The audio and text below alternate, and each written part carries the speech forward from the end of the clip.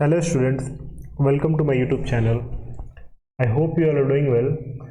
So let's start today's topic. Today we are going to start a new topic, that is margin. We have already discussed so many building bylaws before. So today our topic is margin. So let's go through the definition first. तो definition के बारे में हम लोग पहले समझेंगे margin होता क्या है, ठीक है। तो margin is the clear open space maintained between the boundaries of A plot and the external wall of A building.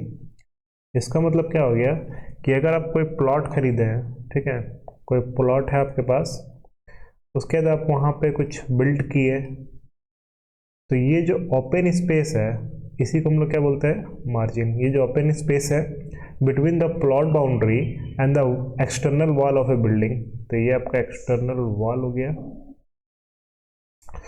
ये एक्सटर्नल वॉल है, ठीक है, और ऊपर का प्लॉट बाउंड्री है, तो उसके बीच में जो स्पेस है इसी को हम लोग क्या बोलते हैं, मार्जिन। क्लियर है। अब मार्जिन का मेन पर्पस क्या होता है, क्यों मैंडेटरी है ये? तो margin are mandatory in building regulations to ensure proper ventilation, ताकि प्रॉपर वेंटिलेशन हो सके, लाइट मिल सके एंड प्राइवेसी एंड सेफ्टी, ठीक है। So these are the main four purposes for which margins are used: for ventilation purpose, for light, for privacy and for safety, ठीक है। अब इसको हम लोग थोड़ा डिटेल में देखते हैं। Purpose, it improves air circulation and natural light. अगर हम लोग मार्जिन नहीं छोड़ेंगे तो बिल्डिंग्स काफ़ी क्लोज रहेंगे, और क्लोज रहेंगे तो एयर सर्कुलेशन नहीं हो पाएगा, नेचुरल लाइट भी नहीं मिल पाएगा, तो ये मेन पर्पस हो गया। सेकेंड पर्पस क्या है, it prevents overcrowding and provides emergency access for firefighting. तो इससे क्या होता है, अगर हम लोग मार्जिन छोड़ेंगे तो ओवर क्राउडिंग से बच पाएंगे, मीन्स ज़्यादा आपको पूरा बिल्डिंग सटा सटा नहीं दिखेगा, भीड़ नहीं दिखेगा, ठीक है, ओवर क्राउडिंग से बचेंगे। प्लस इमरजेंसी एक्सेसिबल चीज़ जो है, जैसे कि इन केस अगर फायर उस वहाँ पे आग लग जाता है तो फायर फाइटर्स आराम से वहाँ पे फायर ब्रिगेड आ सके, तो इमरजेंसी एक्सेस के लिए भी प्रोवाइड किया जाता है मार्जिन, ठीक है। Plus it enhances the aesthetic appeal of neighbourhood. तो और मार्जिन प्रोवाइड करने से क्या होता है, एस्थेटिक अपील थोड़ा अच्छा होता है, मतलब कि देखने में थोड़ा ठीक लगता है। बाहर अगर गार्डन वार्डन रहे, मार्जिन थोड़ा सा छोड़ा रहे तो लाइट आएगा, वो रहने लायक रहेगा, कंफर्टेबल रहेगा, ठीक है, और प्लस देखने में भी बढ़िया लगेगा। अब आप पूछेंगे हमसे एक चीज़ कि सर आप बताए थे सेटबैक भी, फिर मार्जिन भी बता रहे, दोनों सेम चीज़ है। तो मार्जिन ऐसे तो स्पेस हो गया, ओपन स्पेस, ठीक है, open space between the plot boundary and buildings external wall, ठीक है। लेकिन मार्जिन जो है आपका लोकल अथॉरिटी के द्वारा इसका रूल जो है फॉलो किया जाता है। जो लोकल अथॉरिटी होते हैं वो वहाँ का मतलब कि मार्जिन जो है आपका वेरी करेगा, अलग अलग एरिया के लिए अलग अलग होगा, जबकि सेटबैक जो है वो आपका जोनिंग अथॉरिटी जो होता है, ठीक है, जोनिंग अथॉरिटी जो अर्बन एरियाज वगैरह को रेगुलेट करता है, उसको ऑर्डरली जो है वो प्रिपेयर करता है, तो वो सब देता है। जैसे सेटबैक जो है, अगर ऐसे तो हम लोग मार्जिन और सेटबैक को सेम ऐसे इंटरचेंजेबली यूज़ करते हैं, लेकिन सेटबैक अगर एक्चुअल डेफिनेशन बात किया जाए तो सेटबैक क्या होता है कि बगल में अगर आपका रोड है तो रोड से जो डिस्टेंस है, या फिर सेंटर लाइन से जो डिस्टेंस हो गया बिल्टअप एरिया का, मतलब एक्सटर्नल वॉल का, उसको हम लोग बोलेंगे फ्रंट सेटबैक, ठीक है। जबकि मार्जिन जो है पूरे अंदर का चीज़ है, प्लॉट के अंदर का चीज़ है। प्लॉट जहाँ से वहाँ से हम लोग, जैसे ये साइड मार्जिन है, ठीक है, तो साइड मार्जिन ये जो स्पेस है हो सकता है कि आपका लोकल अथॉरिटी के साथ ही वेरी करता है, हो सकता है 5 ही फीट वो बोले लोकल अथॉरिटी, या फिर 1.5 मीटर बोले, ठीक है। लेकिन ये साइड सेटबैक जो है वो वेरी करेगा, ठीक है, साइड सेटबैक वेरी करेगा। साइड सेटबैक डिपेंड करता है किस जगह में है, अर्बन एरियाज में तो हो सकता है 10 फीट भी हो साइड सेटबैक, ठीक है, ताकि अर्बन एरिया, चूँकि वहाँ पे बिल्डिंग्स काफ़ी लंबे होंगे तो उसके लिए side setback for orderly development हो सकता है ज़्यादा हो। क्लियर है। तो ये अंतर हो गया। मार्जिन पूरा प्लॉट के बाउंड्री के अंदर का चीज़ है, जबकि सेटबैक जो है वो ओवर क्राउडिंग ये सब से बचाता है। मतलब कि ये जो है पूरा ये क्या, ये जो है ना ये बाहर का चीज़ हो गया, ये जो कि जोनिंग रेगुलेशन से कैरी आउट होता है। मतलब कि अगर साइड सेटबैक का हम बात करें तो बगल में जो यूटिलिटी है या फिर प्रॉपर्टी लाइन है वहाँ से ये वॉल का जो डिस्टेंस हो गया उसी को हम लोग बोलेंगे साइड सेटबैक। लेकिन जनरली हम लोग इंटरचेंजेबली यूज़ करते हैं इसको, मतलब एक दूसरे के लिए यूज़ कर सकते हैं। लेकिन हम लोग अगर पूरा डीप डेफिनेशन में जाए तो ये बात हो गया, ठीक है। अब आगे हम लोग देखते हैं स्टैंडर्ड मार्जिन में वेरी बाय लोकल रेगुलेशंस। तो यहाँ पे लिखा हुआ है कि लोकल अथॉरिटी जो है इसको मार्जिन सेटअप करता है, रूल बनाता है मार्जिन को लेकर। तो वो वेरी कर सकता है, हो सकता है झारखंड के लिए अलग हो सकता है वो ये बड़ा सिटीज़ के लिए अलग हो। तो मार्जिन जो है वो वेरी करता है। फ्रंट मार्जिन जो है कितना रहना चाहिए, तो minimum distance between front boundary and the building. तो बिल्डिंग और फ्रंट बाउंड्री के बीच का डिस्टेंस को हम लोग बोलते हैं फ्रंट मार्जिन। तो इसको ऐसे समझते हैं, यहाँ पे जो प्लॉट हो गया ये हो गया आपका प्लॉट, ठीक है, ये प्लॉट है। तो प्लॉट का बाउंड्री से लेके ये बिल्डिंग का जो फ्रंट वाला वॉल है वो हो गया आपका फ्रंट मार्जिन, ठीक है। अब यहाँ पे आप देख रहे होंगे कि फ्रंट मार्जिन और फ्रंट सेटबैक जो है सेम जैसा दिख रहा है। अब वो इसलिए दिख रहा है क्योंकि सेटबैक जो है वो एकदम यहाँ पे बगल में स्ट्रीट है ना, रोड है, तो रोड का एज से लेके बिल्डिंग जहाँ से बनना स्टार्ट हुआ जो एक्सटर्नल वॉल है वहाँ तक को फ्रंट सेटबैक भी बोल सकते हैं। तो इस केस में जो है आपका क्या हो गया कि फ्रंट मार्जिन और फ्रंट सेटबैक दोनों लगभग सेम है। लेकिन अगर ऐसा केस रहे कि आपका स्ट्रीट पूरा इस साइड रहे तो उस केस में स्ट्रीट का एज से जो फ्रंट वॉल है, ठीक है, उसका डिस्टेंस जो है, मान लीजिए रोड यहाँ पे है, ठीक है, रोड यहाँ पे है, तो ये आपका फ्रंट सेटबैक हो गया। लेकिन अगर हम लोग मार्जिन का बात करेंगे तो हमेशा इतना ही रहेगा क्योंकि वो प्लॉट से है। मार्जिन जो आपका प्लॉट से डिफाइन होता है कि प्लॉट का क्या साइज है उसके हिसाब से मार्जिन वेरी भी करता है। तो प्लॉट का जो फ्रंट बाउंड्री है वहाँ से फ्रंट वॉल का जो डिस्टेंस है वो हो गया आपका फ्रंट मार्जिन, ठीक है। और ये रोड का जो एज हो गया, ठीक है, एज या फिर सेंटर लाइन वहाँ से लेके यहाँ तक का डिस्टेंस मतलब फ्रंट वॉल का डिस्टेंस वो हो गया आपका फ्रंट सेटबैक, इन केस अगर रोड यहाँ पे है तो। क्लियर है। अब हम लोग थोड़ा और समझते हैं। तो फ्रंट बाउंड्री जो है जनरली 3 मीटर लिया जाता है फॉर रेसिडेंशियल एरियाज। अब ये वेरी करता है, ये जरूरी नहीं है कि 3 ही मीटर होगा, अलग अलग लोकल अथॉरिटी अलग अलग रूल बना के रखा है, ठीक है। साइड मार्जिन का अगर हम लोग बात करें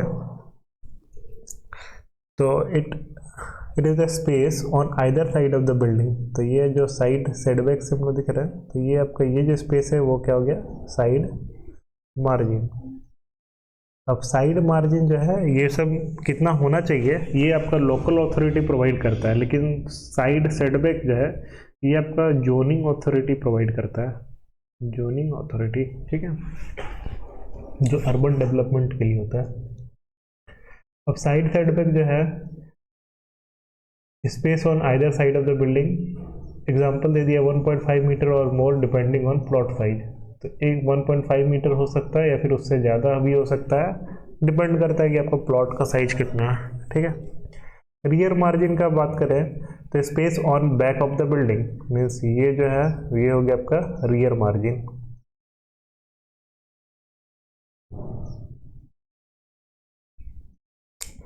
तो ये जनरली 2 से 3 मीटर के बीच रहता है, ठीक है।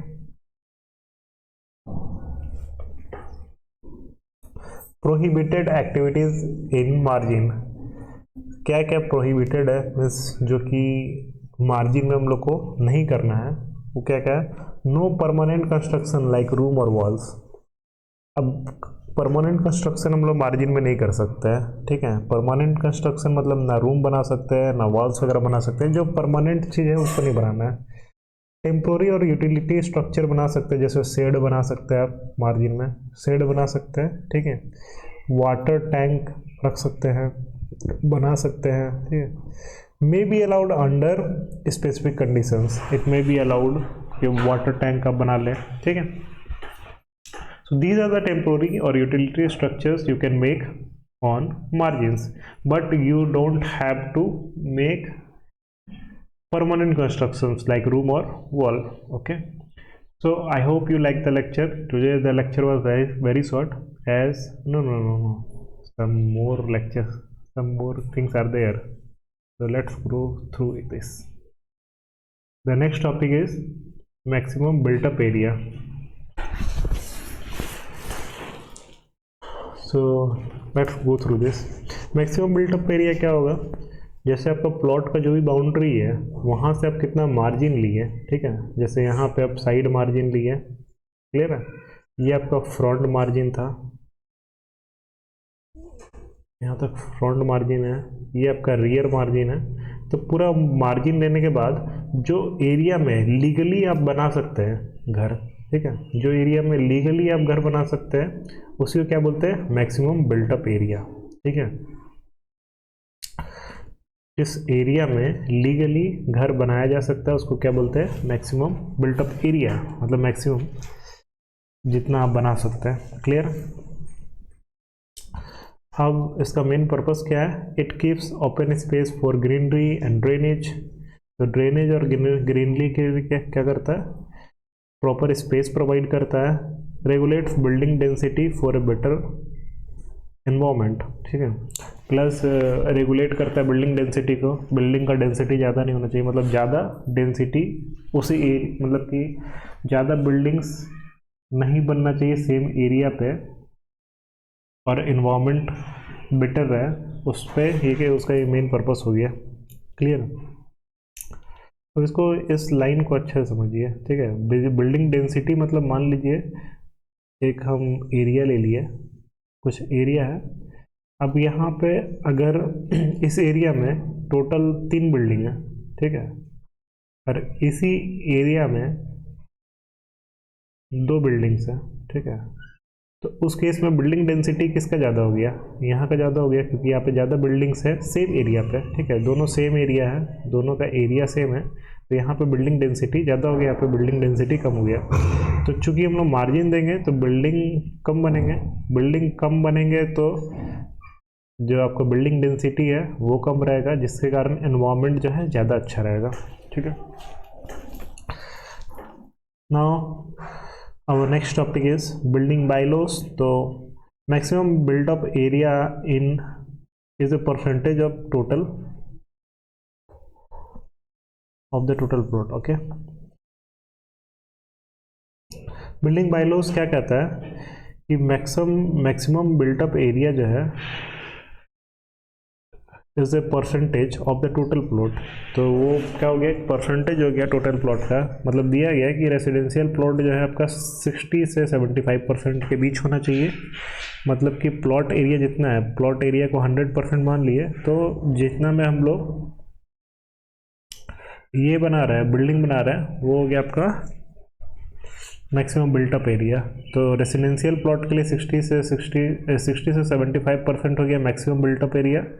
कॉमर्शियल प्लॉट के लिए अप टू 85% हो गया, मतलब कॉमर्शियल फ्लैट या प्लॉट के लिए ज़्यादा रहता है बिल्टअप एरिया, लेकिन रेसिडेंशियल प्लॉट के लिए 60 से 75% रहेगा। एक एग्जांपल भी यहाँ पे दिया हुआ है, मान लेते हैं प्लॉट एरिया आपका 1000 स्क्वायर मीटर है। अब 1000 स्क्वायर मीटर है और मार्जिन आप 3 मीटर छोड़ दिए सारा साइड, ये एग्जांपल मिल लिए, जरूरी नहीं कि 3 मीटर ही सारे साइड छोड़ेंगे, ठीक है। वो डिपेंड करता है कि वो लोकल अथॉरिटी क्या रूल बना के रखा है वहाँ पे, और जोनिंग लॉज क्या है वहाँ पे, ये सब पे ये डिपेंड करता है। तो अगर हम 3 मीटर मान लेते हैं, 3 मीटर सारे साइड में छोड़ दिए, तो इसका मतलब क्या, करीब नियरली है 300 स्क्वायर मीटर क्या किया हम लोग छोड़ दिए है। 300 स्क्वायर मीटर अगर छोड़ दिए तो मैक्सिमम बिल्टअप एरिया क्या बचा, 300 अपॉन 1000 इंटू 100, तो ये करीब आ जाएगा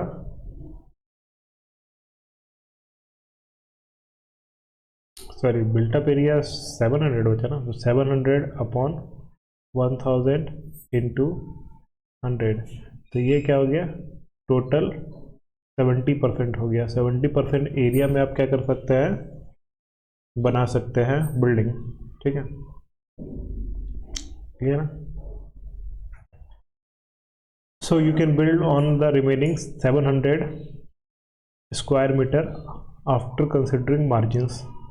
I hope you like the lecture. This is all for today. Thank you so much. Kindly like and subscribe my channel.